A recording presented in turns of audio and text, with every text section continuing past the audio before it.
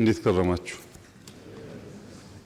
ከአንድ ወር ገደማ አካባቢ ስብሰባ ነበረን እንደ መንግስት። በዚያ ስብሰባ ላይ የሚቀጥለውን ዓመት ስራ ከማቀዳችን በፊት ከተለያዩ ህብረተሰብ ክፍሎች ጋር በጅምላ ሳይሆን እንደየሴክተሩ ሁኔታ ተወያይተን ግብአት መሆን የሚገባቸው ጉዳዮች ካሉ ለእቅዳችን ግብአት አድርገን ነው ዓመቱን መጀመር ያለብን የሚል ውሳኔ ተወስኖ ነበር።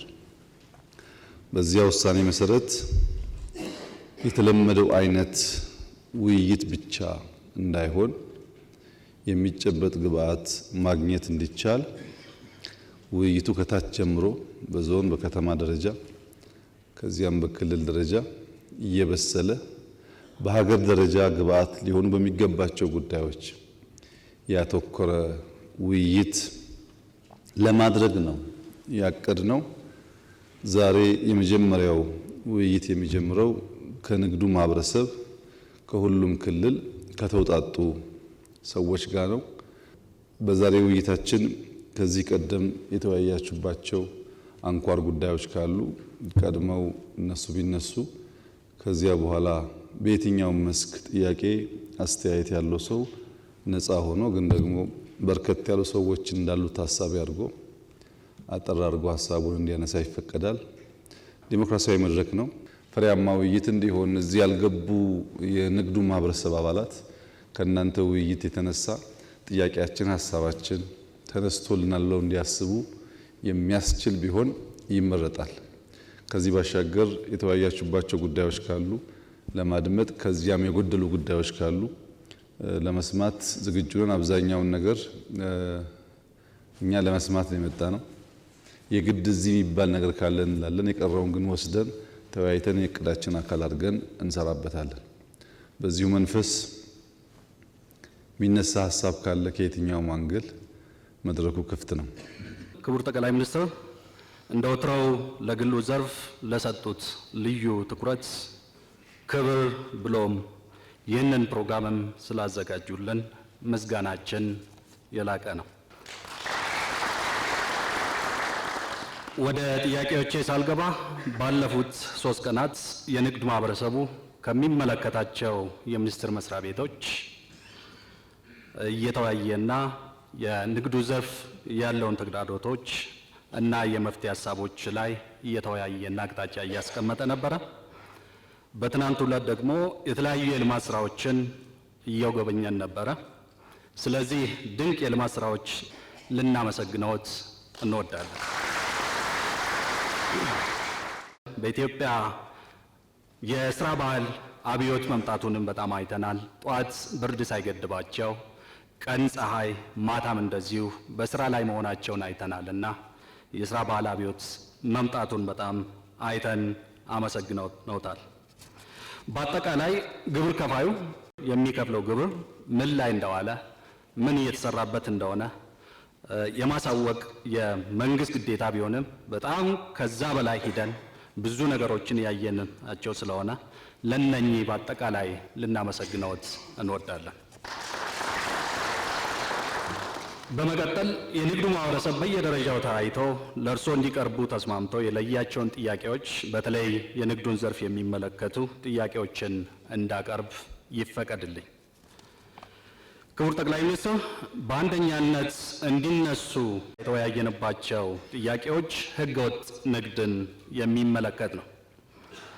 በሀገራችን ህገወጥ ንግድ ህጋዊ ነጋዴዎችን ከስራ እንዲወጡ ጫና እያደረገባቸው ያለበት ሁኔታ በተለያዩ ቦታዎች ተመልክቷል። እነኚህ መንግስት ልዩ ትኩረት ተሰጥቶ ቢሰራበት የሚል ጥያቄ አለን። በሁለተኛ ደረጃ ነዳጅን የሚመለከት ጥያቄ ነው። ነዳጅን በተመለከተ የነዳጅ አቅርቦት እጥረት በተለይ ደግሞ በክፍለ ሀገር አካባቢ ነዳጅ ማታ ገብቶ ጧት አለቀ የሚባልበት ሁኔታዎች አሉ። ዋጋ በተለያየ የወጣ ዋጋ ጨምሮ የሚሸጥበት የነዳጅ የትርፍ ህዳጎ ከዚህ በፊት ተጠንቶ የቀረበ አለ። ነገር ግን ስቲል ማሻሻያዎች አልተደረጉም እና የነዳጅ የትርፍ ህዳጎም መሻሻያ እንዲደረግበት የሚል ጥያቄ ተነስቷል። ሌላ ደግሞ በተለያዩ ቦታዎች ግንባታቸው ተጠናቀው ወደ ስራ ያልገቡ የነዳጅ ማደያ ቦታዎች ቶሎ ተጠናቀው ስራ ላይ እንዲገቡ ቢደረግ ኦፍ ኮርስ ተደርጓል። ነገር ግን ወደ ስራ እንዲገቡ አልተደረገም እና እነኚህን ጉዳዮች መንግስት ልዩ ትኩረት ሰጥቶ ቢሰራበት የሚል ሌላው ጥያቄ ነው።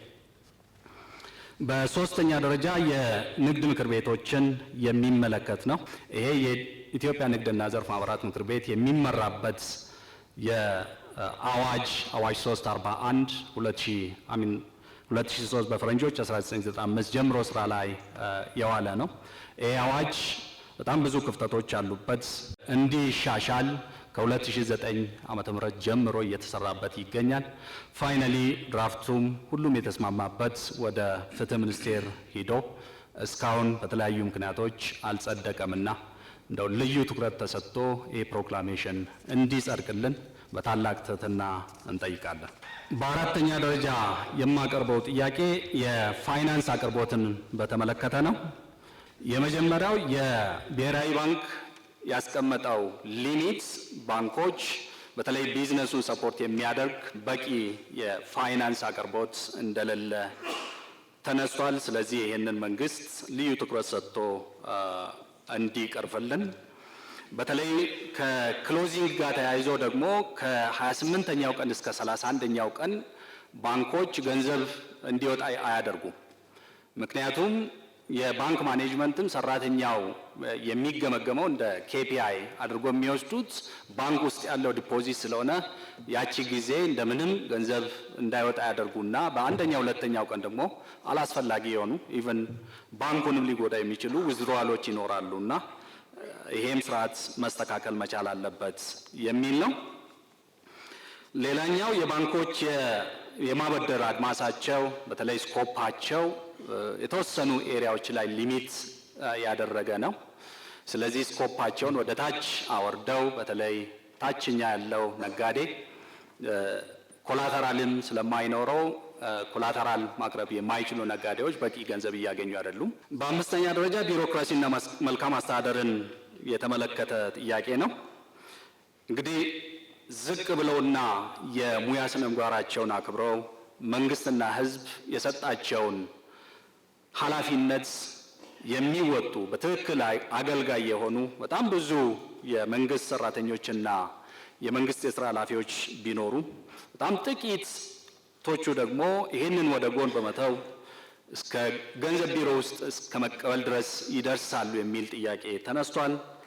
ከፍተኛ የእውቀትና የልምድ እጥረት ያለባቸው ባለሙያዎች ተብሎ እዛ ውስጥ ያሉት እንደዛ አይነት ችግር እንዳለ እና የአገልጋይነት ስነ ምግባር የሌላቸው የመንግስት ሰራተኞችና የስራ ኃላፊዎች ስላሉ ይህንን መንግስት ልዩ ትኩረት ሰጥተው እንዲቀርፍልን የሚል ጥያቄ ተነስቷል። ሌላው ሰላምን የሚመለከት ነው። የራሳችን ሮል እንዳለ እናውቃለን። ስለዚህ መንግስት ዘላቂ ሰላምን ከማስፈን አኳያ ምን እያሰበ ነው? የፕራይቬት ሴክተር ውስጥ ሚናም ምን ሊሆን ይገባል ብሎ ያስባሉ? ምን አሳይመንት ይሰጡናል? የሚል ጥያቄ ተነስቷል። ሌላው ህገወጥ ኬላዎችና ቀረጦችን የሚመለከት ነው። በተለያዩ ቦታዎች ህገወጥ ኬላዎች፣ ቀረጦች በየቦታው ተዘርግተው ያለ ደረሰኝ ገንዘብ የመቀበል የኮቴ ክፍያ ተብሎ የሚከፈሉ የሚጠየቁ ክፍያዎች እና ሌሎች አሁንም የንግዱ ዘርፍ የራስ ምታት እየሆኑ ናቸውና እነኚህን መንግስት ልዩ ትኩረት ሰጥቶ እንዲሰራበት በታላቅ ትህትና እንጠይቃለን። የመጨረሻው የኢኮኖሚክ ዲፕሎማሲን በተመለከተ ነው። በተለይ በዲፕሎማቶቻችን ዙሪያ ያሉ ክፍተቶች አሉና እነኚህም የኢኮኖሚክ ዲፕሎማሲ ልዩ ትኩረት ተሰጥቶ ቢሰራበት በጣም ጥሩ ለውጥ ሊመጣ ይችላል ብለን እናስባለን። በጣም አመሰግናለሁ። እኛ ሀገር በርከት ያሉ የባንክ ስትራክቸሮች አሉ። ሞርጌጅ አለ፣ ልማት ባንክ አለ፣ ሌሎች በብሔርም የተደራጁ ባንኮች አሉ። ኢንዱስትሪን ግን ቀጥታ የወከለ ባንክ የለምና ምናልባት የፋይናንስ ሴክተሩን ከማሻሻል አኳያ የኢንዱስትሪ ባንክ የሚኖረን መንገድ ቢመቻች እንላለን።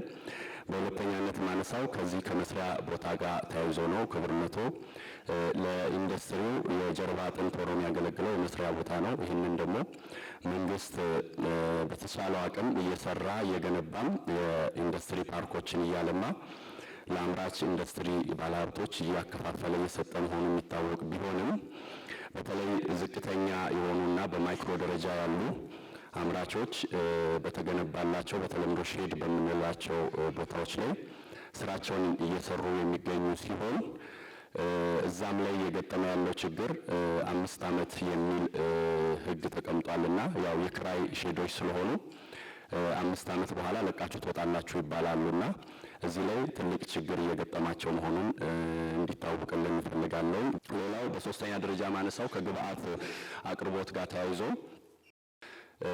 በተለይ ከዚህ ከማዕድን የግንባታ እቃዎች ማምረቻ ከሌሎችም ግብአቶች ከሀገር ውስጥ የሚመጡት ከአዲስ አበባ በብዛት ስለማይገኙ ከክልል ነው የሚመጡትና ትልቅ የሆነ የደረሰኝ ኢሹ አለ። ግዢ መጠናቸው በጣም በብዙ ሺህ ብር ነው የምንገዛቸውና ግብአት ላይ ይሄ ፕሮብሌም እየገጠመን ነውና ከክልል አመራሮች ጋር ተሰናስሎ ደረሰኝ የሚገኝበትን ጉዳይ ቢመቻች የሚል ነገር አለን። ሌላው በእውነት ክቡርነቶ በሚገርም አይነት ሁኔታ በሀገራችን ውስጥ ኢንዱስትሪያሊስት፣ ነጋዴ፣ አምራች እየተከበረ የመጣበት አይነት ሁኔታ ነው ያለውና በእርሶ የስልጣን ዘመን በዚች አጭር ጊዜ ይህን አይነት ምልክት ማየት በራሱ በእኛ ትውልድ ላይ እድለኛ ከሚያስብሉን ነገሮች መሀል አንዱ ነውና የአገልግሎት አሰጣጥ መቀላጠፉ ንግድ ፍቃዶቻችንን በኢንተርኔት ከማደስ ጋር ጀምሮ ንግድ ፍቃድ ቤታችን ቁጭ ብለን ከማውጣት ጋር ተያይዞ የተለያዩ አገልግሎቶች በጣም ቀላል በሚባል አይነት ሁኔታ ንግድንም ኢንዱስትሪንም ኢትዮጵያ ውስጥ ማሳለጡ ብዙ የሚከብድ አይነት እንትን አልሆነም። በቀላሉ ብዙ ነገሮች ፕሮሰስ እያደረግን ያለ ነው። ይሄ የሚበረታታ ሲሆን ከአገልግሎት አሰጣጥ ጋር በተያያዘ ከዚሁ ጋር ምናልባት ከሼዶች ግንባታ ጋር ተያይዞ ከመሬት ጋር በተያያዘ ኢንዱስትሪዎች ብዙ ጥያቄዎች አሏቸው። ቅድም ያልኳቸው የሚደነቁ ነገሮች እንዳሉ ሆነው ሼዶችን ገንብቶ ማቅረብ ስራ ላይ ግን መንግስት ደከም ብሎ የሚታይበት አይነት ሁኔታ አለና እነዚህን የኢንዱስትሪ ፓርኮችን በብዛት አልምቶ ቅድም መጀመሪያ በሁለተኛ መጠይቄ ላይ እንዳቀረብኩት ሼዶችን ገንብቶ ለነዚህ ለተሸጋጋሪዎች እየሰጠ የሚሄድበት መንገድ ትንሽ ድክመት የሚታይበት ነውና ይሄን ለማረም በእናንተ በኩል ምን ሊሰራ ይገባል፣ ምን እየተሰራ ነው የሚለው ቢታይልን እንላለን። ሌላው ከገበያ ጋር አምስተኛ ማነሳው ነገር ከገበያ ጋር በተያያዘ መንግስት ለኢንዱስትሪያሊስቱ መንግስት ለንግዱ ማህበረሰብ ገበያ የማስፋት ኃላፊነትም ግዴታም አለበት ብዬ አስባለሁና ይሄ በእናንተ በኩል ተጠናክሮ መቀጠል አለበት። ግዢዎች በህግ ደረጃ 100% በኢትዮጵያ ውስጥ እንዲፈጸሙ በተለይ የመንግስት ግዢዎች እንዲፈጸሙ እንላለን። ክቡርነቶ ከኢንዱስትሪ ጋር ተያይዞ በ2015 በእኛ ከዚህ ከፕሮፐርቲ ታክስ ወይም የንብረት ታክስ ጋር ተያይዞ የወጣ የተበተነ የፋይናንስ ቢሮ ያስተላለፈው ሰርኩላር ነበርና ይሄ ሰርኩላር የኢንዱስትሪውን የካሬ ሜትር መጠን በስም ገልጾ አላስቀመጠም። በሚገርም አይነት ሁኔታ ሰርኩላሩን ምናልባት እርስዎም አይተውት ሊሆን ይችላል። የጭቃ ቤትን በተመለከተ በካሬ ሜትር ክፍያ አለው። የብሎኬት ቤት በካሬ ሜትር ክፍያ አለው። የኮንዶሚኒየም በካሬ ሜትር ክፍያ አለው። የሌሎች ህንፃዎችም የንግድ ቤቶችም ቢሮዎችም በካሬ ሜትር የሚከፈልበት ክፍያ አለ። ኢንዱስትሪን የተመለከተ ክፍያ ግን የለውም። የእኛ እንድንከፍል የተደረገው በሱቅ ታሪፍ ነው። ከዚህ ከኢንዱስትሪዎች ጋር ተያይዞ ክቡርነቶ የመብራት አቅርቦት በአንጻራዊነት ድሮ ከነበረው በጣም የተሻሻለ መጥቷል። አሁን መብራት ኃይል በዚህም አጋጣሚ መብራት ኃይልን አመስግነ ነው አናቅምና መመስገን መቻል አለበት። ከሪፎርሙ በኋላ አቅርቦቱን መብራት ይግባልኝ ሲባል ቆጣሪ መትከሉ፣ ትራንስፈርመር መትከሉ፣ ሌሎች አፈጻጸሞች በሚገርም አይነት ሁኔታ መሻሻል አምጥተዋል። በሚታይ በሚዳሰስ አይነት ሁኔታ ግን የመብራት መቆራረጡ ክቡርነቶ ሊሻሻል አልቻለም። ይህን ያዙልኝ እላለሁ ከመብራት ጋር ተያይዞ። ሌላው ከዚሁ ከኢንዱስትሪ ጋር ተያይዞ በ10ኛ ደረጃ ማነሳው ከተኪ ምርት ጋር ተያይዞ ተኪ ምርት ስትራቴጂ መንግስትም በትኩረት እየሰራ ነው። በተለይ የእርሶ ኢንዱስትሪውን ዞሮ አነቃቅቶ የማየት በጥልቀት እየተሰራበት ያለበት አይነት ሁኔታ ነው ያለውና ኢትዮጵያን እርሶ የሚያስቧት ኢትዮጵያ እንድትሆን ለማድረግ ስናስብ የራሳችንን ምርት ማምረት መቻል አለብን። የተኪ ምርት ስትራቴጂ የለውም፣ ኢንሴንቲቭ የለውም። በምን መንገድ ሳፖርት እናርጋቸው ተኪ ምርቶችን 100% ሀገር ውስጥ እየተኩ እያመረቱ ያሉበት አይነት ሁኔታ ነው ያለው እና እነዚህ በ10ኛ ደረጃ እንዲያዙልኝ ይፈልጋለሁ። ከዚህ ሲቀጥል በ11ኛ ደረጃ የሚይዘው ከዚህ ከኢትዮጵያ ታምርት ጋር ተያይዞ ክቡርነቶ የዚህ የኢትዮጵያ ታምርት ስትራቴጂ በተለይ ተኪ ምርት ላይ ምርቶቻችንን እንድናስተዋውቅ በከፍተኛ ደረጃ እየረዳን ስላለ በኢንዱስትሪው ስም ከፍ ያለ ምስጋናዬን ማቅረብ እፈልጋለሁ። አመሰግናለሁ። ሰላም ለአምራቹና ለነጋዴው ማህበረሰብ ብሎም ለሁሉም ወሳኝ እንደሆነ ይታወቃል። ስለዚህ መንግስት በዚህ ዙሪያ ላይ በቅርበት ከነጋዴው ማህበረሰብ ጋር እንዲሁም ደግሞ ከባህላዊ የአፈታት ስርዓት ሀገራችን ያላት ከመሆኑ አንጻር ባህላዊ አባቶች ወይንም ካልቸራል ሊደርስ ከሃይማኖት አባቶች በቅርበት እስከታች ድረስ በየጊዜው በአሳታፊነት መወያየት ብንችልና በጋራ እኛም እርሶን ደግፈን ሰላማችንን ማስከበር ማምጣት ብንችል በሚል ተወያይተናል። በሁለተኛ ደረጃ እንዲታይልንና በእርሶ መፍትሄ እንዲሰጥልን ያስቀመጥነው አንኳር ነጥብ የግብር ትመናን ወይም ግመታን፣ የታክስ ምርመራን ወይንም ታክስ ኦዲትን በተመለከተ ነው። የግብር ግመታ ወይንም ትመና ሙያዊ ብቃት በሌላቸው ባለሙያዎችና ኮሚቴዎች በአሁኑ ሰዓት በስፋት እየተካሄደ መገኘቱ ትልቅ ቅሬታን በነጋዴውና በአምራቹ ላይ እያስነሳ ይገኛል።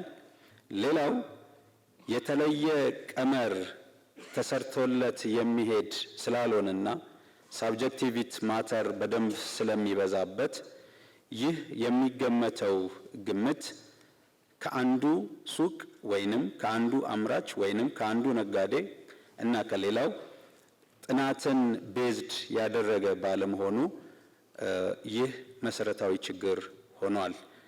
በመሆኑም ልዩ የሆነ አሰራር ተበጅቶለት ቢሰራ። የታክስ ኦዲትን በተመለከተ የታክስ ኦዲት በአብዛኛው በሀገራችን ካሉ ባለሙያዎች ማነስ ምክንያት እና ከስራው ስፋት ምክንያት ይርጋ ሳይገባ ወይ በ5 ወይ በ6ኛው ዓመት መጨረሻ ላይ እንዲሰራ እየተደረገ በአሁኑ ሰዓት ይገኛል። ይህ በእንዲህ አይነት መደረጉ ደግሞ ነጋዴው በወቅቱ በፋይንዲንግ መክፈል የሚገባውን ግብር ባለመክፈሉ ወለድ እና የተለያዩ ታክሶች ተደማምረውበት እንዲከፍል እየተደረገ ይገኛል። ስለዚህ ይህ ብቃት ባላቸው ባለሙያዎች በተለይ በፌዴራል ደረጃ ያሉ ባለሙያዎች በጣም ብቃት ያላቸው ናቸውና እነሱ ለክልሎች፣ ለወረዳዎች፣ ለከተሞች ሙያቸውን እያካፈሉ የተሻለች ሀገር እኛም የተሻለ ግብር በተሻለ ዘዴ መክፈል እንድንችል ቢደረግ። በአምስተኛ ደረጃ የደረሰኝ ህትመትና አጠቃቀምን በተመለከተ ያነሳናቸው ነጥቦች ናቸው። የመጀመሪያው የገቢ ደረሰኝ በአሁኑ ሰዓት ይታተም ዘንድ የተሰጠው እንደ ሀገር ለብርሃንና ሰላም ማተሚያ ቤት ብቻ ነው። ይህ ደግሞ ከፍተኛ የሆነ ችግርና ውጥረት በግብር ከፋዩ ላይ ፈጥሮብናል። በሀገሪቱ መስፈርቱን ማሟላት የሚችሉ ማተሚያ ቤቶች እንዲኖሩ ቢደረግ ለነሱም ቢፈቀድላቸው። እዚሁ የደረሰኝ ህትመትና አጠቃቀምን በተመለከተ ደረሰኝ ከምንጩ የማይሰጡ ግብር ከፋዮች ላይም የማያዳግም እርምጃ ቢወሰድ።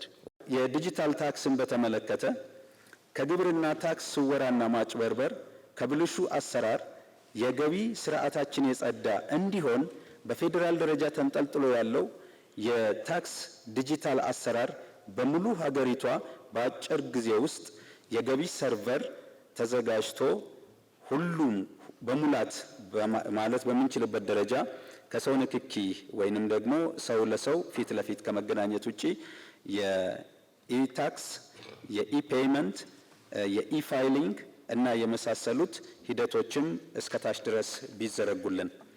ሰባተኛ የኑሮ ውድነቱ ሊያባብሱ ከሚችሉ ከመሰረታዊ ፍጆታዎች ከግብርና ምርቶች ለምሳሌ በሀገር ውስጥ ከሚመረቱ እንደነ መኮረኒ፣ ፓስታ፣ ብስኩቶች፣ የህፃናት ምግቦች እና ከመሳሰሉት የተጨማሪ እሴት ታክስ ወይንም ቫልዩ አድድ ታክስ፣ ተርኖቨር ታክስ ቢነሱ አልፎም ከጥሬ ግብዓታቸው ለምሳሌ ከነ ስንዴ ከመሰሉ ዊዝሆልዲንግ ታክስ ቢነሳ። አመሰግናለሁ።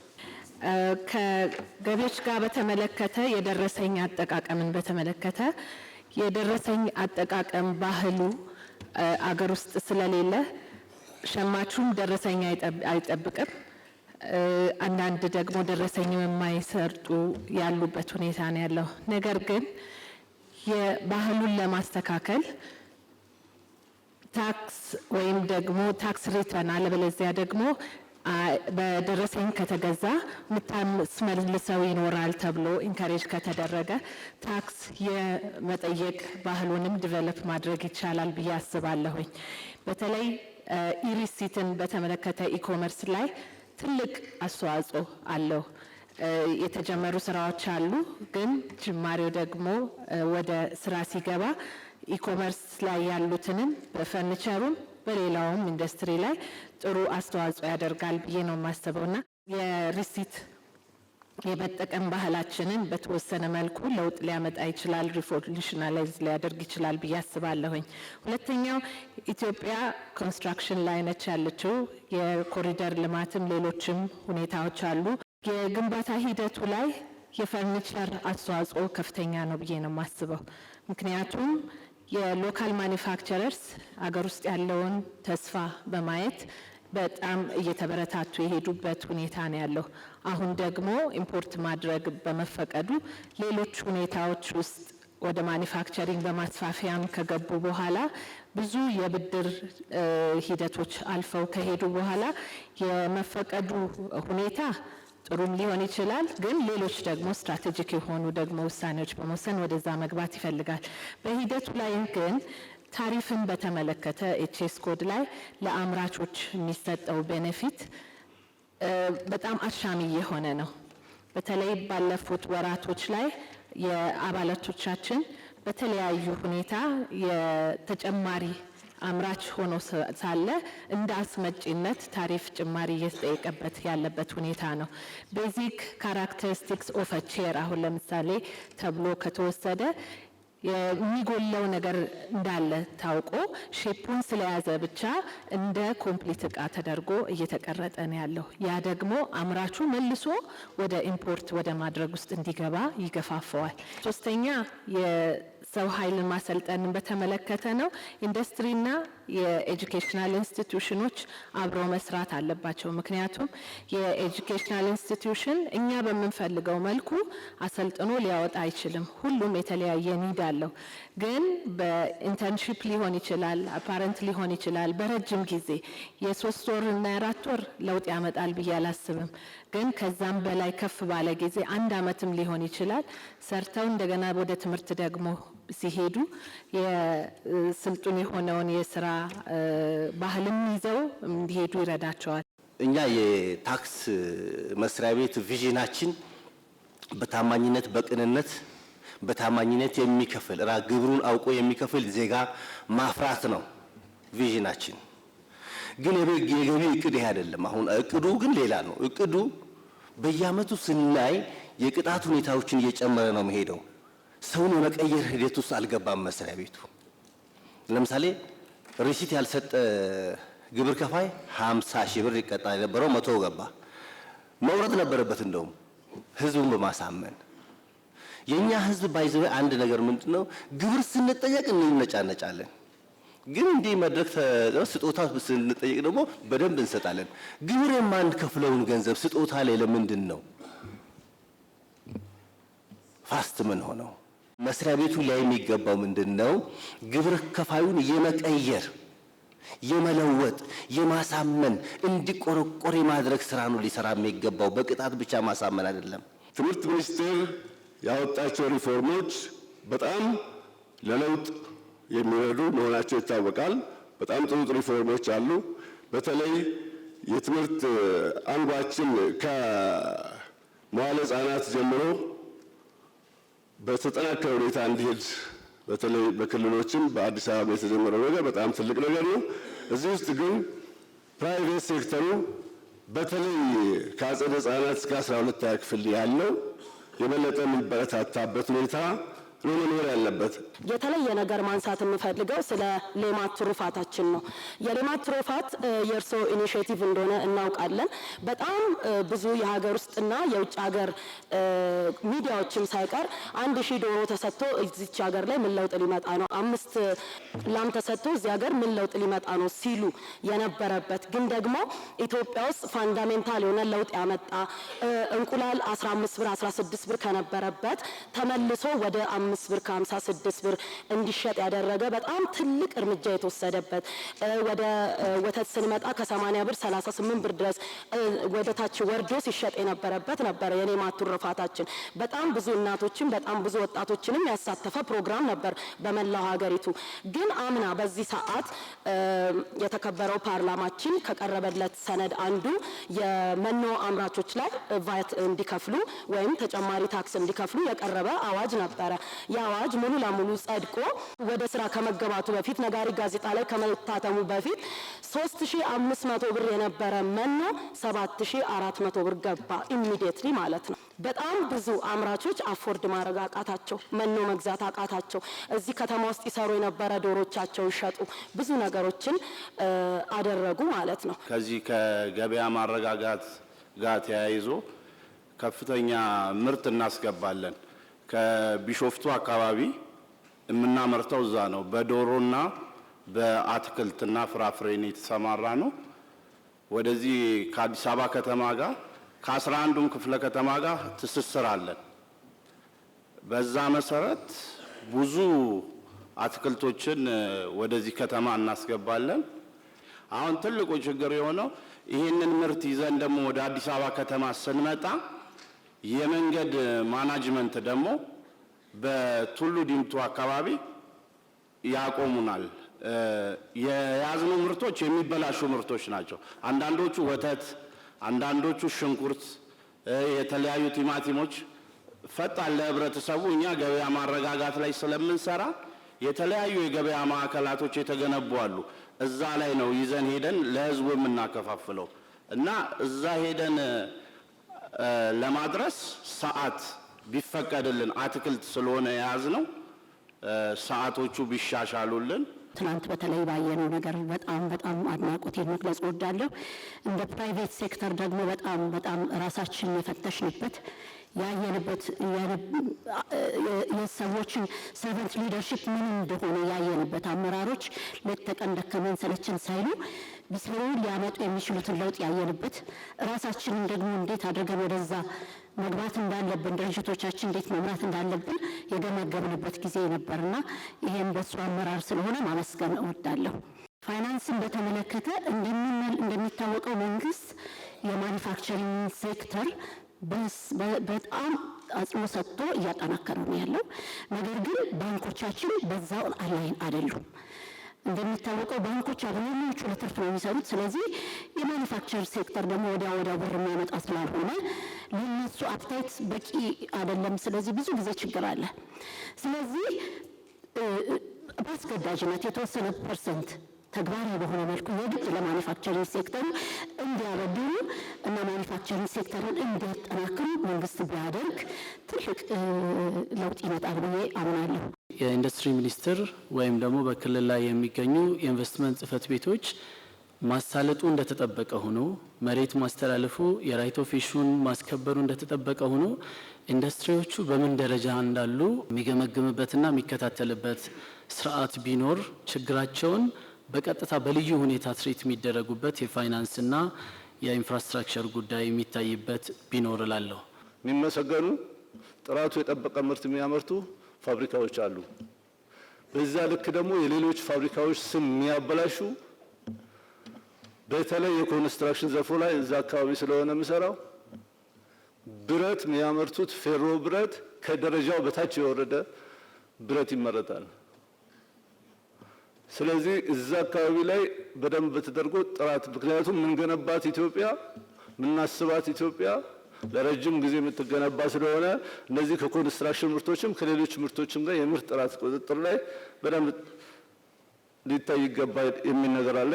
ከነዳጅ ጋር ተያይዞ ባለው ነዳጅ ውድነት ባለሀብቶች ማለትም እነዚህ አሽከርካሪ ባለቤቶች በአሁኑ ሰዓት ከአዲስ አበባ አሶሳ ከተማ ድረስ ከ30 እና ከ40 ብር የነበረውን የአንድ ኩንታል ዋጋ ዛሬ በ1000 ብር ጭነት ነው ዋጋ ነው አሶሳ ከተማ እየገባ ያለው። ነጋዴው ደግሞ ይሄንን ያወጣውን ወጪ በየመንገዱ ደግሞ የሚሰጡ የእጅ መንሻዎች ተዳምረው በዋጋ ላይ በሸቀጥ ዕቃዎች በፍጆታ ዕቃዎች ላይ ዋጋ የተጨመረ ማህበረሰቡ እየተጎዳ ያለበት ሁኔታ አለ። በትክክለኛው መንገድ ያወጣውን ወጪ ሂሳብ አድርጎ የሚሰራ አለ። እቺን አጋጣሚ ደግሞ ተጠቅሞ ደግሞ የዋጋ ጫናን የሚፈጥሩ ኃይሎች ይኖራሉና ይሄን በጋራ ልንታገላቸው ይገባል። ዛሬ ለመጠየቅ የምፈልገው ምንድነው እንደሚታወቀው የባህል ምግቦቻችን በዓለም በጣም ተወዳጅ ናቸው። ይሄንንም የምናስመሰክረው በውጭም ሆነ አገር ውስጥ በሚገቡ ቱሪስቶች ምግባችን በጣም ተወዳጅነት አለው። ነገር ግን እስካሁን ባለን የአሰራር ሁኔታ ማለት ምንድነው እነኚህ ምግቦችም ሆነ አሰራራቸው በኮቴጅ ኢንዱስትሪ የተወሰነ በመሆኑ ለውጭው ዓለም ስታንዳርድ መጠበቅ ላለበት ዓለም ማቅረብ አልቻልንም። ነገር ግን እነኚህ ምርቶች በተለይ አሁን እንጀራን ብንመለከት ካለው የኒውትሪሽናል ይዘት ስንመለከተው በጣም ለሰፊ ገበያ መቅረብ ሲችል ግን አሁን ውስንነቱ የአመራረቱ ውስንነት ገድቦናል። በዚህም ኢኖቬሽን እዚህ ላይ ትልቅ ትኩረት ቢሰጠው ምክንያቱም እንደ ትንንሽ ድርጅቶች አር&ዲ መስራት በጣም ይከብዳል እና እዚህ ላይ ትኩረት ቢሰጠው ይሄን ለማለት ሲሆን ኢንቨስትመንትን በተመለከተ ደግሞ እንጀራና የባልትና ውጤቶች ሲታይ እንደ ኢንዱስትሪ አይታይም በሚል የኢንሴንቲቮች አይሰጡትም። ነገር ግን ኢንሴንቲቭ ደግሞ እንደምንመለከተው ወደ ከኮቴጅ ኢንዱስትሪ ወደ ትልቅ ኢንዱስትሪ እንግባ ብለን ስንል ማሽነሪዎች መምጣት ይኖርባቸዋል። ማሽነሪ ለማምጣት ደግሞ ታክስ በነፊት ያስፈልገናል። እነኚህ ኢንሴንቲቮች ግን አሁን እየተሰጡ ባለመሆኑ ሲሆን በተጨማሪ ደግሞ ምንድነው እንደሚታወቀው ቴክኖሎጂ በጣም እየፈጠነ ነው እየሄደ ያለው። ቴክኖሎጂ ኪፕ አፕ ለማድረግ ከፈለግን ኢንሴንቲቭ የአንድ ጊዜ ብቻ ሊሆን አይገባም። ኢንሴንቲቭ ልክ እንደ ቴክኖሎጂው አብሮ ቀጣይነት ያለው ሊሆን ይገባልና እዚህ ላይ ቢታይ።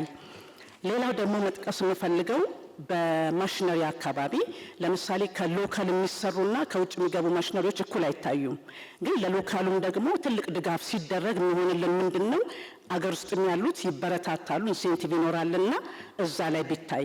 የመጨረሻ ለማለት የምፈልገው ግን ምንድነው ሌላ ምግቦችን በተመለከተ ጤና ጎጂ የሚለው ምግብ ላይ ከፍተኛ ቁጥጥር ቢደረግ ኢትዮጵያ በየዘርፉ በየምታመርታቸው በየምትሰራቸው ሰርቪስ በምትሰጥባቸው ንግዶች ውስጥ ቶፕ 100 ብራንዶችን ኢትዮጵያ ልትፈጥር ይገባታል።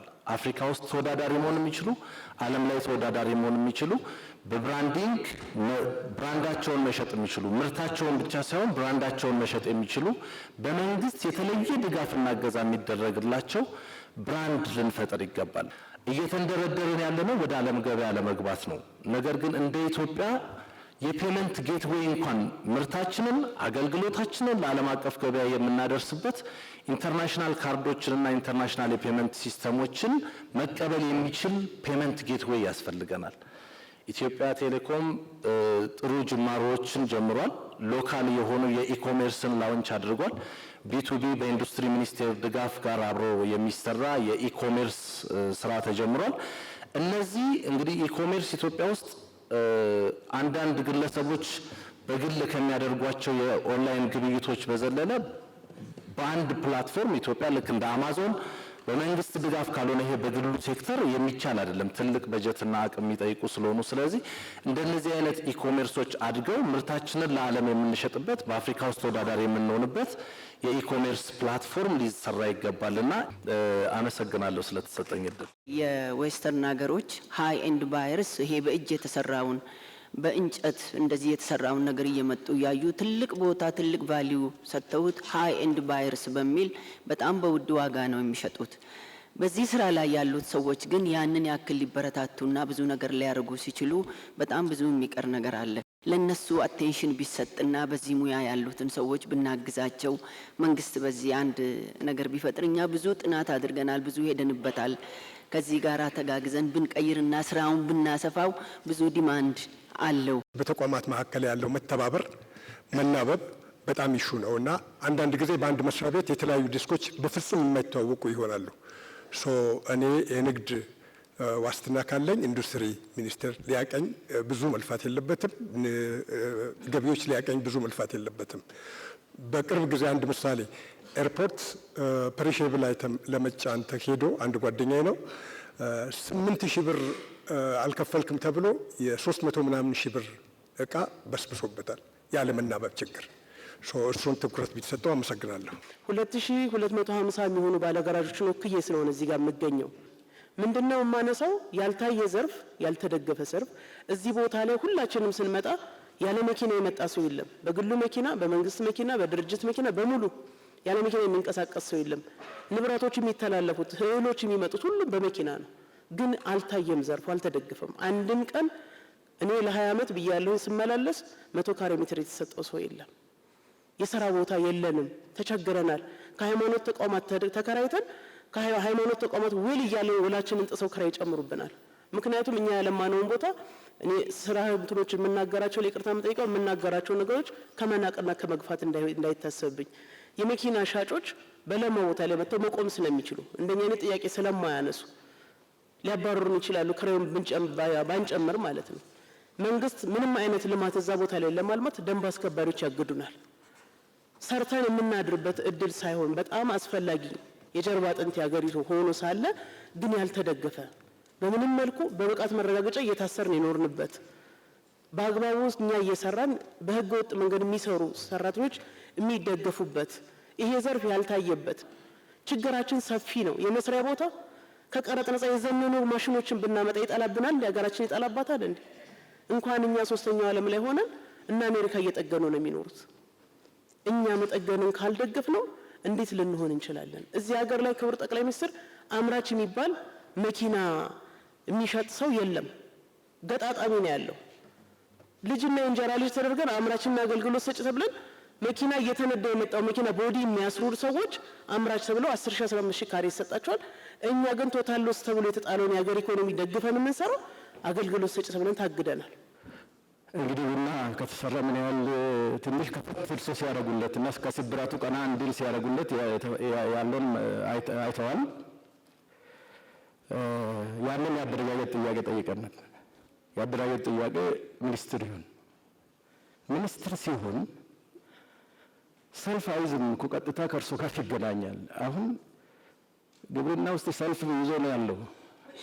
የስንዴው የበቆሎው የምናምን ነው እንዴ ተራ ሳይጠብቅ እርሶ ነው ያገኙ ነው። አሁን ቡና ያኔ አርሶ አደሩም መንግስትም ሁላችንም ተጠቃሚ በድርሻ ያለን እንሆናለን ብዬ ነው የማስበው። እኛ ጥያቄዎችን ለመንግስት ብቻ ማሽጎርጎር ሳይሆን መንግስት ከንግዱ ህብረተሰብ ምን ይፈልጋል፣ ንግዱ ህብረተሰብስ ከመንግስት ምን ይጠብቃል የሚለው መሰረታዊ ጉዳይ መታየት ያለበት ይመስለኛል። ስለዚህ አሁን ሰኔ ነው ያለነው።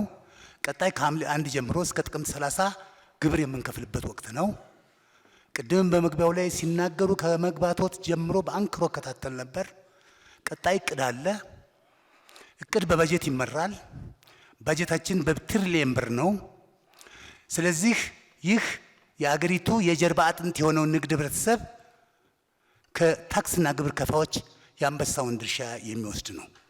በመሆኑም እኛ ይችን አገር እንድታድግ እንፈልጋለን የምንል ሁሉ ስለ አውሮፓ ስለ ሌላው እድገት ስናወራ ስንደሰኩር የምንገኝ እኔ በበኩሌ ከምገኝ ይቺ አገር ኢትዮጵያ እንደ አውሮፓ እንድትሆንና እንድትሰለጥ እንድታድግ ስለመመኝ ሁላችንም እቅዱ ስኬታማ እንዲሆን ግብራችንን በታማኝነት ከሌቦች በጸዳ መልኩ በወቅቱና በጊዜው ከፍለን የቀጣይ 2018 ዓመተ ምህረት እቅድ ተግባራዊ እንዲሆን ከግብ እንዲደርስ ቃል ገብተን የምንወጣበት ጭምር እንዲሆን እፈልጋለሁ።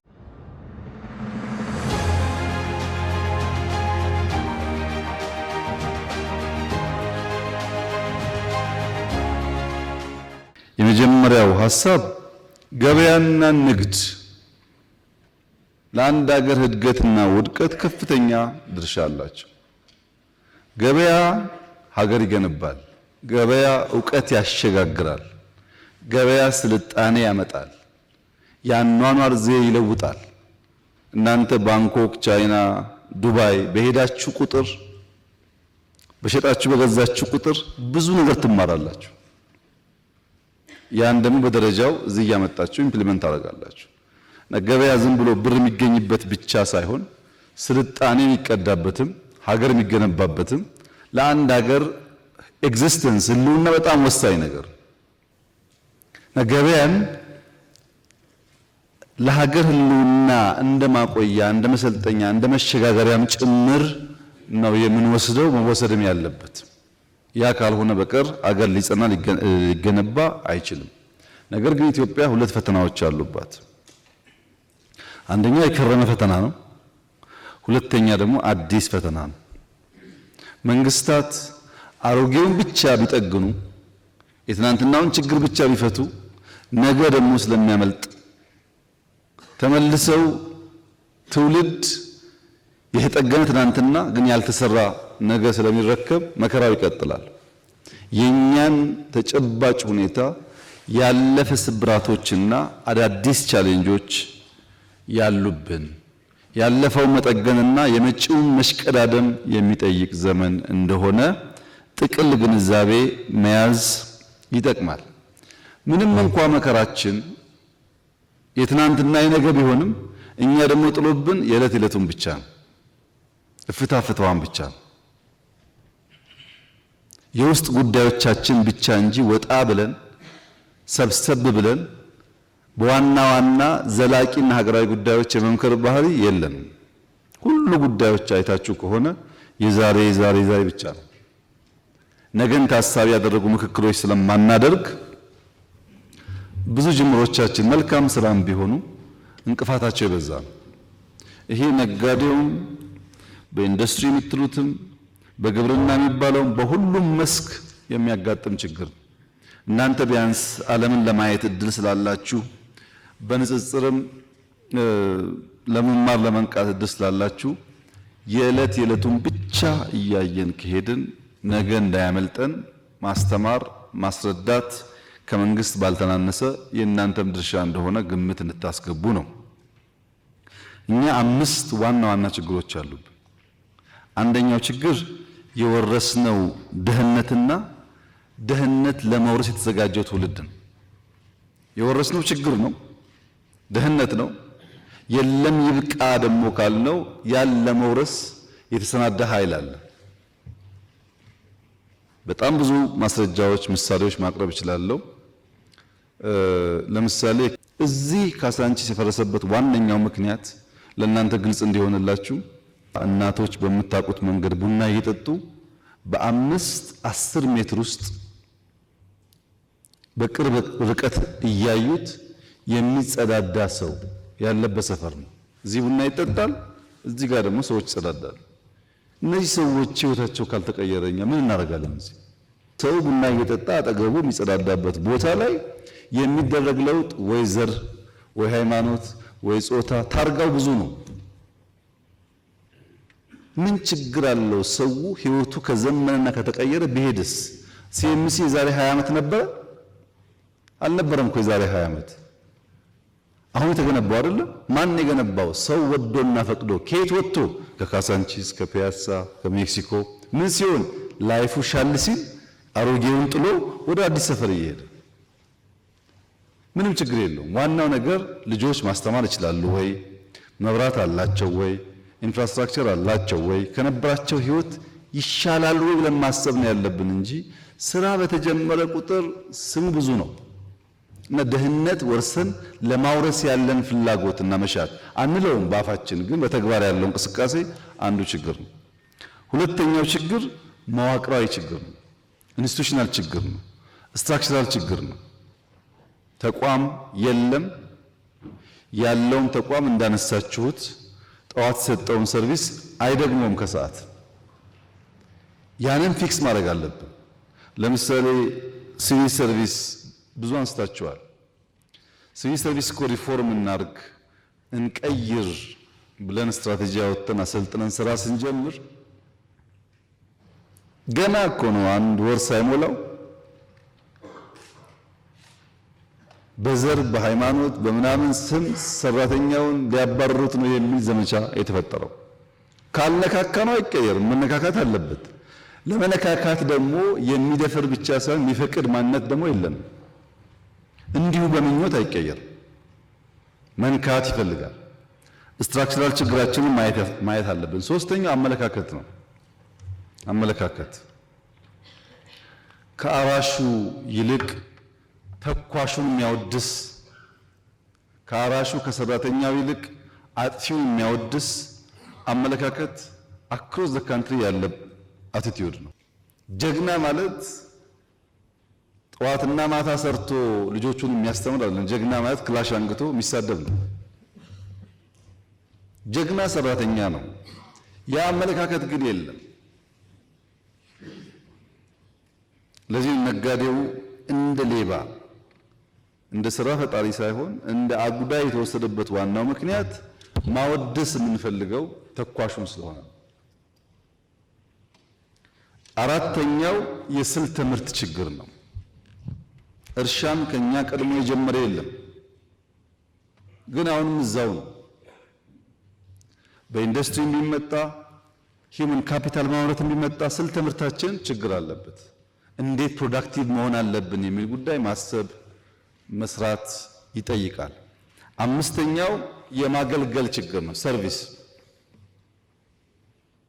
እኔ ይገርመኛል፣ ሰሞኑን ስናገር ነበር። ሰው ተነስቶ እንደፈለገ ሲናገር የት አገልግለህ ነበር ብሎ የመጠየቅ ባህሪ የሌለው ህዝብ ነው ይሄ።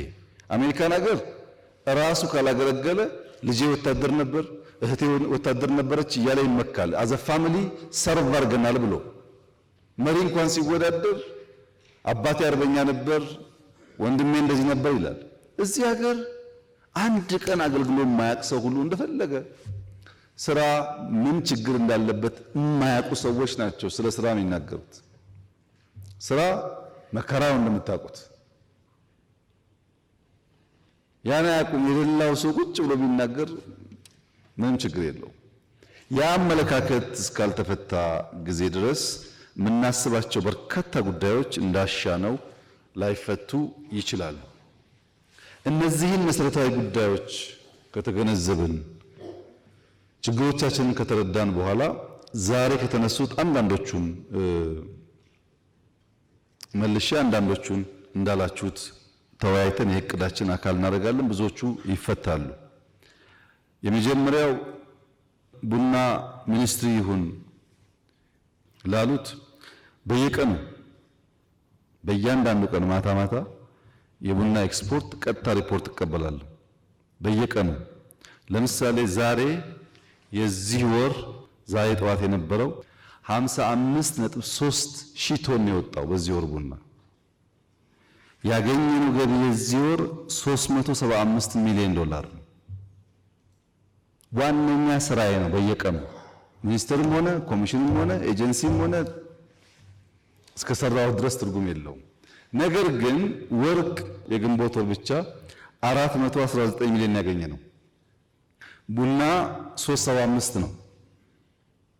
ስለዚህ መጀመሪያ ሚኒስትር መሆን ያለበት የወርቅ ሚኒስትር ነው ማለት ነው። በዛ ከሆነ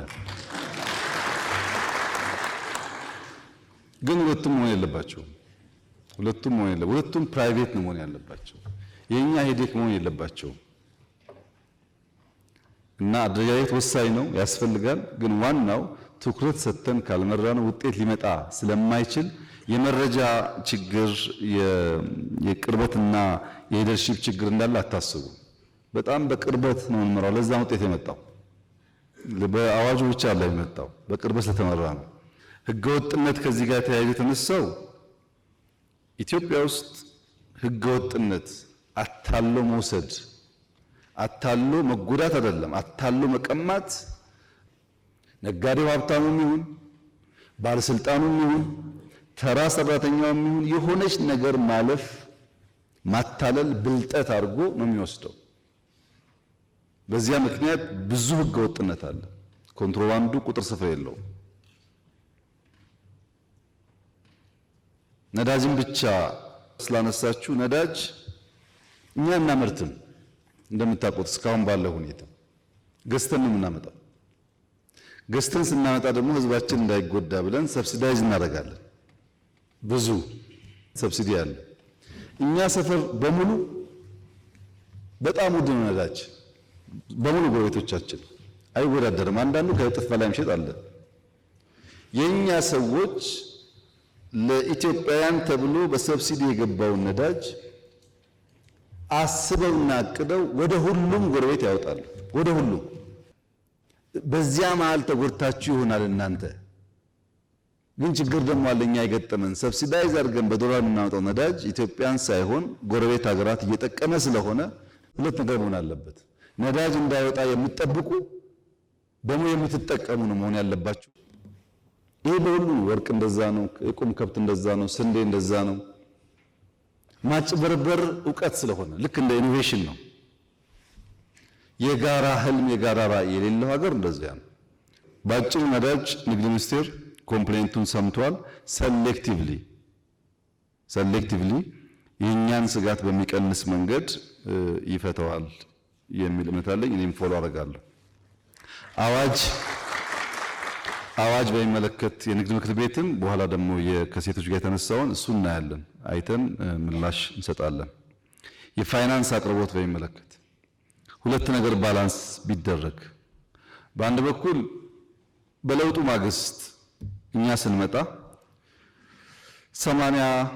80-75% ገደማ የባንክ ብድር የሚበደረው መንግስት ነው። እናንተ አልነበራችሁ። ይሄ እውነት ነው። ቦንድ ነበር፣ ታውቃላችሁ። 27% ቦንድ ነበር። ብድር ለፕራይቬት ሴክተር አይሰጥም። አሁን ቢያንስ 80-85% ብድር ለፕራይቬት ሴክተር ይሰጣል። ይሄ ጥያቄ የለውም፣ መንግስት ስለቀነሰ ብድሩ ማለት ነው። ያም ሆኖ እናንተ እያደጋችሁ ስለሆነ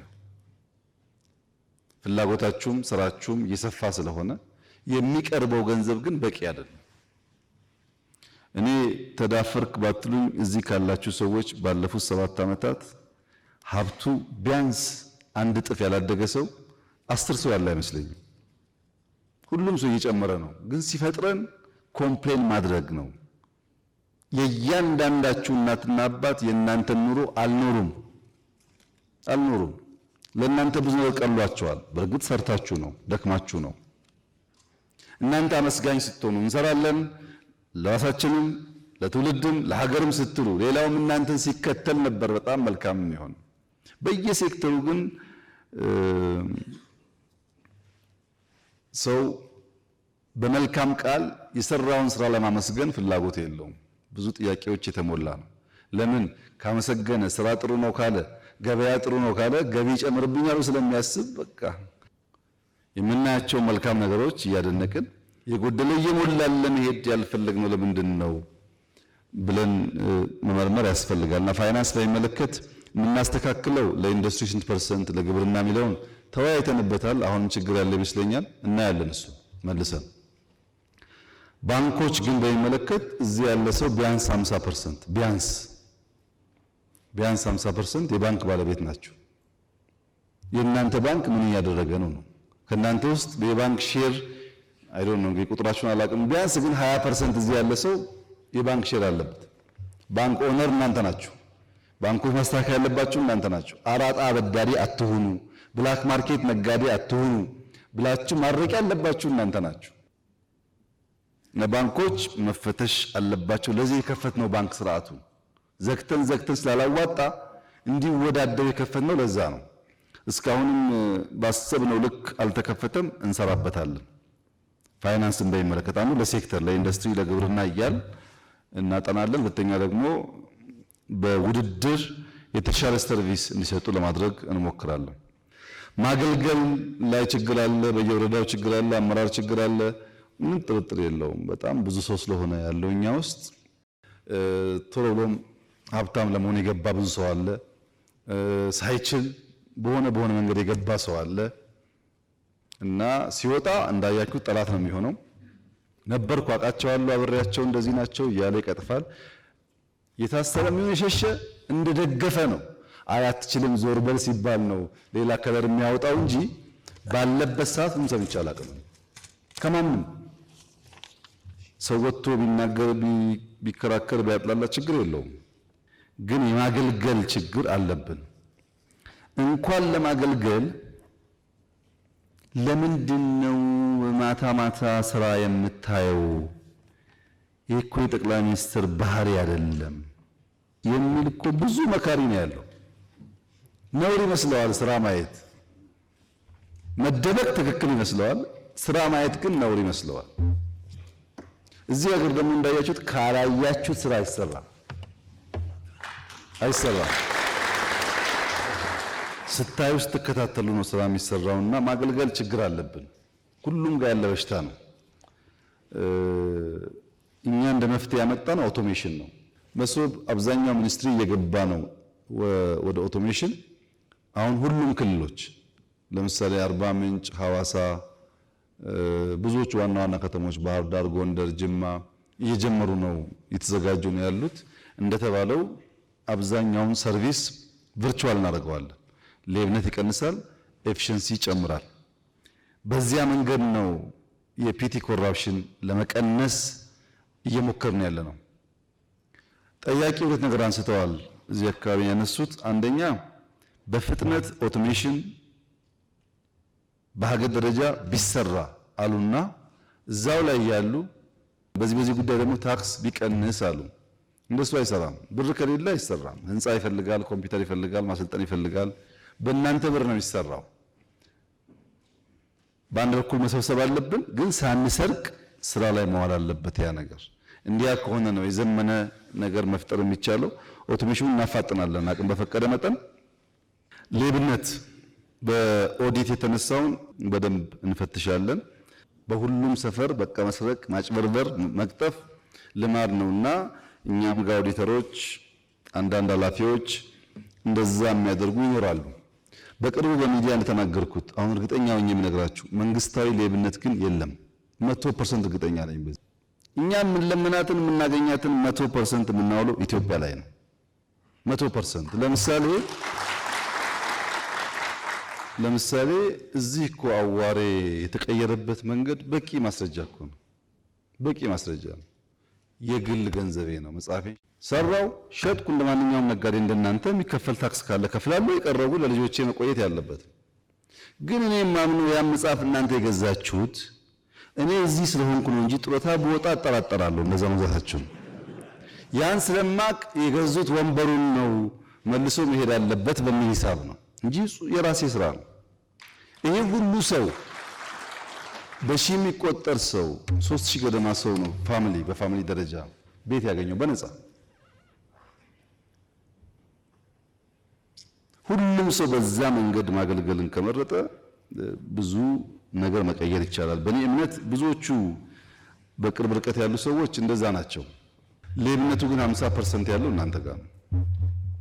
በትንሹ 50% ሀብታም መሆናችሁን ለማሳየት በር ቀጠሮ እንዲከፈትላችሁ ስለምትፈልጉ ገና ሌብነት ያልተለማመዱ ወጣቶችን ሳይቀር የምታለማመዱ ግን እናንተ ናችሁ።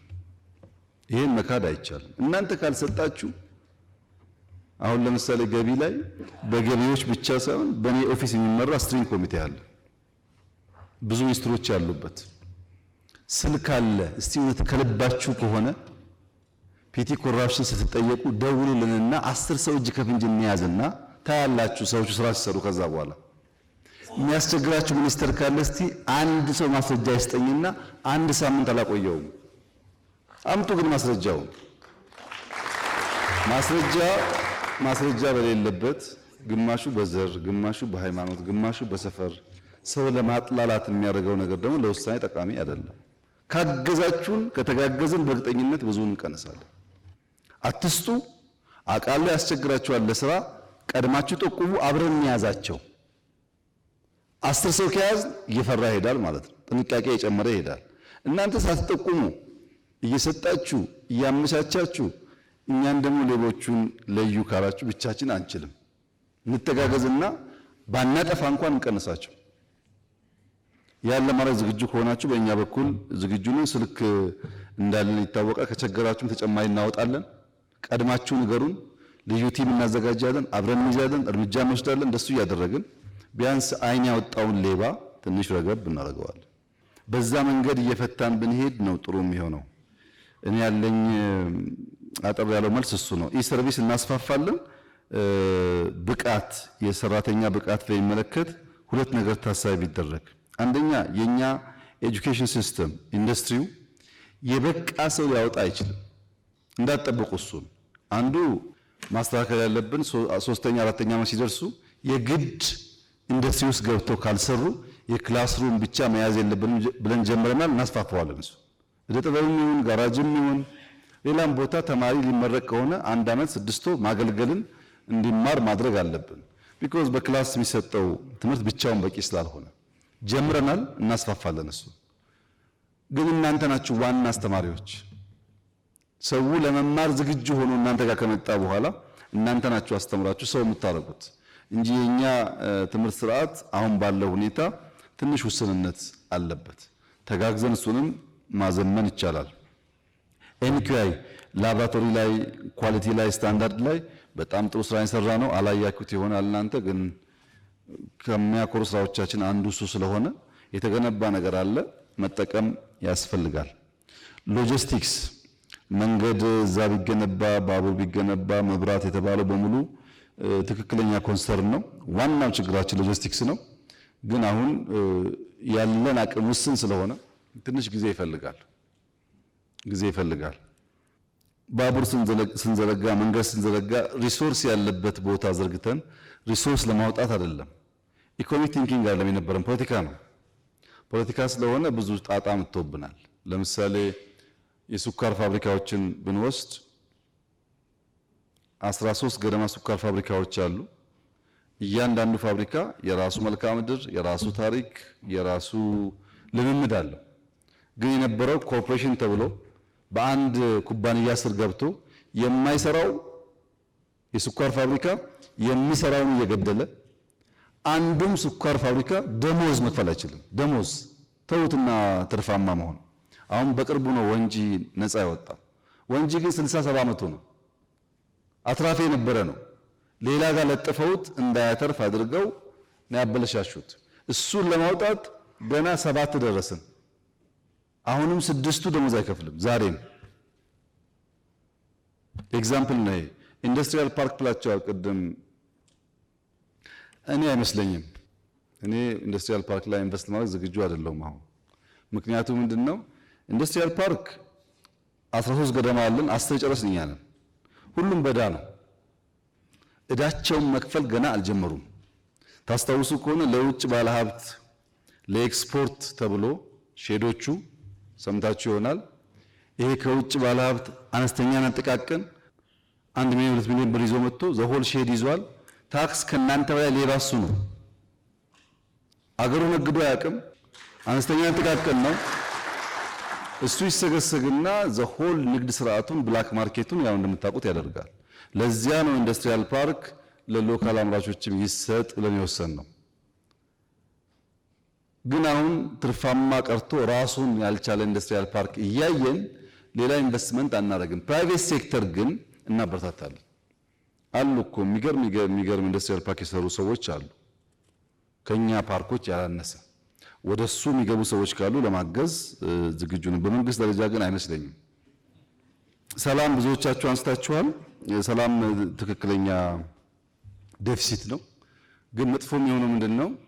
ተቃዋሚ ፓርቲ ይሰበሰብና ሰላም ቢመጣ መንግስት ቢያስብበት፣ ባለሀብት ይመጣና መንግስት ቢያስብበት። እንደዚህ ጥሩ አይደለም። ከኃላፊነት ባንሸሽ። እኔ እዚህ ውስጥ ያላችሁ ሰዎች ምን ያክል እንደዛ እንደሆናችሁ አሁን ዳታ ስላልያዝኩ አልናገርም። በእርግጠኝነት ግን የኢትዮጵያን ሰላም የሚያናጋው 60% የኢትዮጵያ ሀብታም ነው። 60% ሰዎቹን በብር የሚቀልበው እዚህ ያለ ሀብታም እና የቀለባችሁ ፋይናንስ እያደረጋችሁ መልሳችሁ እኔን ሰላም ብትሉኝ አይሆንም። ሰላም ከፈለጋችሁ ፋይናንስ አታድርጉ እና አትርዱ፣ ምከሩ፣ ይምጡ። ከመጡ በኋላ እኛ የምንፈልገው ያያችሁትን ብልጽግና ነው የምንፈልገው። ለብልጽግና ደግሞ ሰላም ያስፈልጋል። ጎበዝ ከሆኑ ችግር የለውም አብረን ብንሰራም። ጎበዝ ከሆነ ስራ የሚያውቅ ሰው ከሆነ መማር የሚፈልግ ከሆነ አብረን መስራት ፍላጎታችን ነው። አሁን ሰላም እየተባለ ያለው ቢዝነስ ነው። ኮንትሮባንድ ወርቅ፣ ነዳጅ እንዳይሄድ ማድረግ ነው እኮ ሰላም ማለት። ሰው አግቶ ብር አምጡ ማለት አይደለም። ቢዝነስ ነው እኮ ንግድ። ልክ እናንተ እንደምትነግዱት ያ ደግሞ ግብር የለውም፣ ታክስ አይከፈልበትም። ሰው ይታገታል፣ ብር አምጣ ይባላል። ንግድ ነው። በእኛ በኩል ዝግጁ ነን። ሰላም ይፈልግ ሰው ካለ ምንም ችግር የለውም። እናንተ ጫካ ብር አትላኩ፣ እኛ ደግሞ በሰላም ይመጣ ሰው ካለ እንቀበል፣ የሚወያይ ካለ እናወያይ፣ የሚቀጣ ካለም እንቅጣ። ህግ ማስከበርም ስራችን ስለሆነ ያን እያደረግን በእርግጥ በጣም ቀንሷል አሁን ያለው ነገር። አብዛኛው ወሬው የሚበዛው ግን አሁንም ቢሆን ሰላም በጣም በጣም አስፈላጊ ነገር ስለሆነ ተባብረን ብንሰራ ጥሩ ይመስለኛል። ኬላዎች ሁለት ችግር ነው ያለው ኬላ ላይ እንዴት እንደምናደርግ እንዴት እንደምታግዙን እናያለን። አንደኛው ችግር ከሞያሌ ለምሳሌ ሐዋሳ ድረስ 10 ኬላ ቢኖር ኤግዛምፕል ነው። ከሞያሌ ጀምሮ በአይሱዙ ስር በምናምን መኪና ስር ተነስቶ ወይ ወርቅ ወይ ክላሽ ወይ ጥይት ተበይዶ ነው ተበይዶ ተጭኖ ይመጣል። ምንም ኬላ ከሌለ በየቀኑ አዲስ አበባ ብዙ ፈንጅ ብዙ ቦምብ ይገባል ማለት ነው። ለእናንተ ኢዚ ይሆናል፣ ግን ሰው ይቀጥፋል። እንደዚህ አይነት ኮንትሮባንድና መሳሪያ ደግሞ እንዳይዘዋወር ኬላ ሲባል የሚቀመጠው ሰውዬ የኮቴ የምናምን እያለ ያስከፍላል። ክፍያ የሌለበት ግን ፍተሻ የሚደረግበትን መንገድ እንዴት እናመቻች የሚለውን አብረን እንሰራለን። ከትምህርት ስርዓት ጋር ተያይዞ ተነሳው እንፈትሸዋለን። ችግሮች ይኖራሉ። ፈትሸን የሚስተካከል ጉዳይ ካለ እናስተካክላለን። በደንብ ኖት አድርጌያለሁ። ከሴክተሩ ጋር እንወያይና ለማሻሻል እንሞክራለን። ዲፕሎማሲው ብራንዲንግ በሚመለከት እንደሚቀረን ገብቶን ተወያይተንበታል፣ ስልጠናም ሰጥተናል። ዘሆል ዲፕሎማሲያችን ኢኮኖሚ ተኮር እንዲሆን ተግባብተናል። የማንም ዲፕሎማት ዋነኛ ስራ ገበያ ማፈላለግ ነው። ዋነኛ ስራው እናንተን አስተባብሮ ኢንቨስት እንድታደርጉ። ለምሳሌ ኬንያ ያለው ሰውዬ ኢትዮጵያውያን በዚህ ሴክተር ኢንቨስት ቢያደርጉ ያዋጣቸዋል ካለ እናንተን አግዘን ማስገባት ነው ወደዛ። እና ችግሩ እውነት ነው፣ ተወያይተናል፣ ሰልጥነንበታል። ተቋሙን እያሻሻልን ስንሄድ ይፈታል። የክራይ ሼድ አምራች እና አስመጪ መካከል ያለውን ብዙ ችግር ስላለብን ጊዜ ስጡን እንየው በደንብ። ለምሳሌ 5 ዓመት ያላችሁት 5 ዓመት ካልሆነ ሰዎች ይወጣሉ ወይ? ከዛ እንደዛ የተመቸው ሰው ያድጋል ወይ? እንዴት አድርገን ነው ግራጁዌት እንዲያደርግ የምናደርገው የሚለውን ጉዳይ እናያለን። በተለይ እህት ያነሳችው የሚገጣጠም የሚጠግንም የሚለያይ አሰራር ያለን እናያለን፣ እንፈትሻለን። ግብአት አቅርቦት ጋር ተያይዞ በሁሉም ኢንዱስትሪ መኖን ጨምሮ የቫልዩ ቼን የማሳሰር ችግር ስላለብን አንዳንዱ ምርት እዚሁ እያለ እኛ ከውጭ ስለምናስገባ መኖ ለምሳሌ እኛ ኤክስፖርተር መሆን ሲገባን የመኖ ችግር ሊነሳ አይገባውም። ማምረት እንችላለን። መኖ የሁሉንም እንዴት እንደሚፈታ እናያለን። ከሌማት ጋር እህት ያነሳሽውን እንዴት ሰምቼዋለሁ፣ ኮምፕሌንቱን እናያለን። አይተን መፍትሄ እናበጃለን። በእኛ በኩል አንዳንድ ህጎች ሲወጡ አንደኛውን በር ይዘጋሉ፣ ሌላ ደግሞ ችግር ይፈጥራሉ። እየተማርን እሱን ደግሞ ኢንሃንስ እያደረግን እንሄዳለን። ጨርሰን የምናውቀው ነገር ስላልሆነ እየተማርን ነው የሚቀየረው ነገር።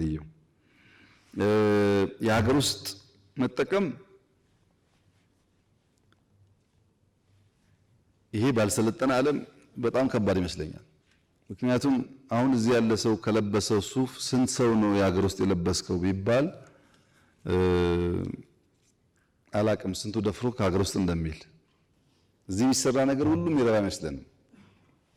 እዚህ ያለ ችግር ነው። የሆነ ሆኖ ግን ሱፉም እዚህ ይመረታል። በጣም በርካታ ምርቶች አሉ። በአዋጅ አይደለም ሁላችን ካኪ እንልበስ አንልም። አሁን ዘመን ተቀይሯል። ግን ኮንሺየስሊ የሀገር ምርት መጠቀም በጣም አስፈላጊ ነገር ነው። በመዝጋት ሳይሆን ኮንሸስ ሆነን የሀገር ምርት ብንጠቀም አንዱ የአንዱን እየገዛ ገበያ ቢያሳልጥ ያዋጣል። እናስተምራለን፣ እኛ እንጠቀማለን። እንደዛ እያልን በሂደት እየተፈታ መሄድ ይመስለኛል። ከፕሮፐርቲ ታክስ ጋር የኢንዱስትሪው ይታያሉትንም እናያለን። ሳናቅ ስተን ከሆነ እናያለን። ታክስ መከፈል አለበት፣ ምንም ጥያቄ የለውም። ግን ኢንዱስትሪን ከሱቆች ጋር አድርገን ከሆነ ፈትሸን እናስተካክላለን። አብዛኛውን ግን ሚኒስትሮች ኖት ስለወሰዱ እናያለን። አንድ በአንድ ባላችሁት ልክ ነው ጉዳዩ ወይስ የተደበቀ ነገር በውስጡ ችግር አለበት የሚለውን ፈትሸን መልሰን በየሴክተራችሁ ኢንፎርም እናደርጋችኋለን። አብዛኛው የእቅዳችን ግብአት ይሆናል። አንዳንድ የማይፈቱ ጉዳዮች ካሉ ያልተመቸ ነገር አለ ማለት ነው። እንደዛ አስባችሁ ኔክስት እንወያይ ደግመን ልናነሳው እንችላለን። አብዛኛው ግን የፈለግናችሁም የምናወያያችሁም ለእቅድ ግብአት ነው። ምንድነው ያሉ ኮንሰርኖች እንስማቸው ብለን ስለሆነ አብዛኛው ነገር የእቅዳችን አካል ሆኖ የሚታይ ይሆናል። ከሞላ ጎደል በኖቱ መሰረት እኛ ተወያይተን የምንፈታውን ለመፍታት ጥረት እናደርጋለን። እኔ ያለኝ ሜሴጅ የመጨረሻው የጋራ ራዕይ ይኑረን። እናንተም አርበኞች ናችሁ፣ እኔም አርበኛ ነኝ። እኔም ለግሌ ብቻ አልሰራም፣ እናንተም ለግላችሁ ብቻ አሰሩ። ሁላችንም ተባብረን ለጋራ ጉዳይ ከቆም ሀገር ያተርፋል፣ እኛ እናተርፋለን፣ ትውልድ ያተርፋል። ያተረፈ ትውልድ ደግሞ ይሸጋገራል። በጋራ ብናስብ ጥሩ ነው። ሁለተኛው ሀገራችሁን ብታቁ፣ ኢትዮጵያን ጠንቀቃችሁ ብታቁ እድልና ፈተናዋን ለማወቅ ጸጋና ዕዳዋን ለማወቅ ያግዛችኋል። በውስጡ ያለው አውቀን እንድንቆጭ አብረን እንድንሰራ እንድንተጋገዝ ስለሚያደርግ ሀገራችሁን ለማወቅ ፈተናዋን ለማወቅ ችግሮቿን ለማወቅ ዕዳዋን ለማወቅ ብትጥሩ ጥሩ ነው። እንደዛ ካደረግን ለጠላት አንገዛም። ለረጅም ጊዜ ለውጥ አንዳንዴ የሚመር መድኃኒትን መዋጥ ግዴታ ነው። ለመፈወስ ሲባል ቢመረንም እንውጣለን፣ ያኑጠን እንፈወሳለን። ኢዚ በሆነ መንገድ ቼንጅ ከየትም አይመጣም። ካልደከምክ፣ ካልተሰቃየህ፣ ካልሰራህ እንዲሁ ለውጥ አይመጣም። ያን አስበን አንዳንድ ያለውን መንገራገጭ በዛ መንፈስ እንድታዩት። አብዛኛው ሀሳቦቻችሁ በጣም ጠቃሚዎች ናቸው። አንዳንዱ የሰራንበት ያለን ጉዳይ ነው። ለምሳሌ ቱሪዝም የተባለው በደንብ የተሰራበት ያለ ጉዳይ ነው። አንዳንዱ እየሰራን ያጎደልናቸው ጉዳዮች እንዳሉ ገብቶኛል። አንዳንዱ ደግሞ አቴንሽን ያልተሰጣቸው ሴክተሮች ይኖራሉ። እነሱ ሁሉ ፈትሸን አቅም በፈቀደ መጠን መልስ እንሰጥበትና በሚቀጥለው ጊዜ ደግሞ ፈጣሪ ፈቅዶ ስንገናኝ ልክ እንደ ቡናው መልስ አገኘን እንደምትሉ ተስፋ አደርጋለሁ። ስለመጣችሁ እጅግ አድርጌ አመሰግናለሁ።